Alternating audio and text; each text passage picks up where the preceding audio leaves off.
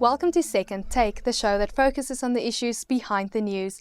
After a protracted tussle, it seems as if the Gautrain will be ready to transport fans when they arrive for next year's FIFA World Cup.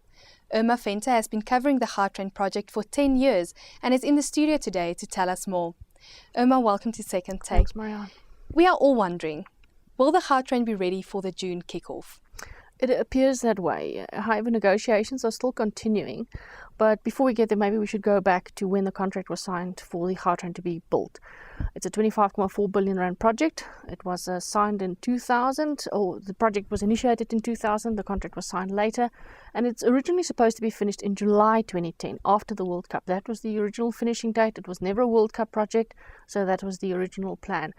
So what then happened is there was a lot of pressure from government, and I suspect from FIFA as well, for the project to be finished in time for the World Cup. So what happened now is there was a lot of negotiation between Gautrain and the Gauteng government.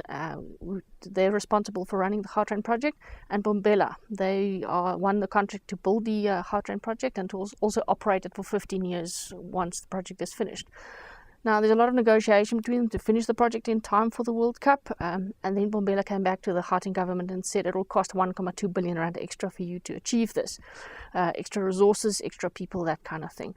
So what happened now is that the Gauteng government said, look, we're in the middle of recession, we don't have that kind of money, we simply can't pay out 1.2 billion rand or 1.3 billion rand or somewhere in that region to finish the project now in May, actually, to then be operational in June. So then Bombela went back to the drawing table. They said, okay, we'll come up with a cheaper version of this. We can be ready then in June. We will be ready for the kickoff. It won't cost you a heck of a lot extra, but we'll have back office related changes to the project. We'll still stop at every station between Sandton and the OR Tambo International Airport. We'll still run the project. You'll still be able to buy tickets. You'll still have the full passenger experience, but there will be back office related changes. Now, this is the thing that Gauteng government is still looking at, still considering, because back office related changes may have some cost implications down the line. Now we have to consider, will this be worth it?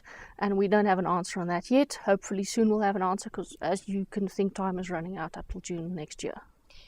So if Bombela is working on a new plan and in negotiations with the Gauteng government, why did stories surface this week that the Gauteng government is not prepared to pay more to have it ready for the World Cup? But, put it frankly, it seems to be a bit of a PR blunder from a certain Gauteng government department, nothing more. It is simply government reiterating that they're not going to pay extra. They do not have the money to pay extra for the Gautrain to be ready, for the first phase of the Gautrain to be ready for the World Cup kickoff, nothing more than that. So it was actually just wrong information going out at the wrong time. Right information actually going out at the wrong time. Why is there such a big push to have the train ready for the World Cup? I think there's a lot of self-imposed pressure if you think of it like that, because the Gautrain was announced in 2000, the World Cup was announced in 2004. It was never a World Cup project. But subsequently, I think government marketed the project to FIFA as being, it will be completed for the World Cup. It's part of a public transport plan.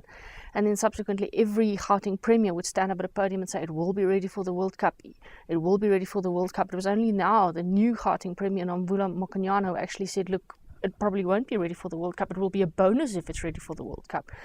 So there's a lot of self-imposed pressure, I think, that was created by government itself to have this ready for the World Cup. And you have to ask yourself, is it really necessary to have this finished for the World Cup? The plan B for us is to have buses running if the Gautrain first phase is not going to be finished. Because this is only the first phase of the Gautrain project. It is not the full project. This is running from Sandton to the OR Tambo International Airport. The full project, if to be finished in 2011, will run from Pretoria to Sandton to the OR Tambo International Airport. That is the full system. It is a commuter system. It is aimed at the commuters of South Africa to relieve congestion on the Ben Schoeman Highway. That is the type of project it is. It is not a project for the World Cup to ferry sports fans around. It's not actually that.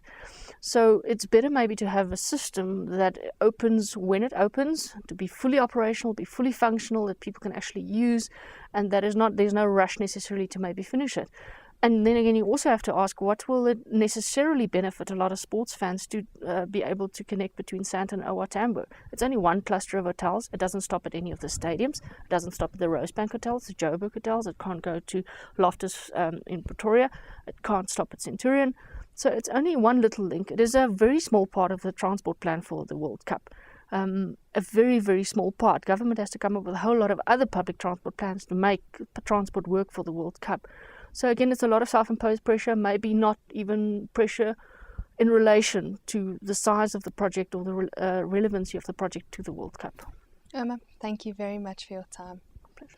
That's the Second Take show for this week. Join us again next time for more news analysis.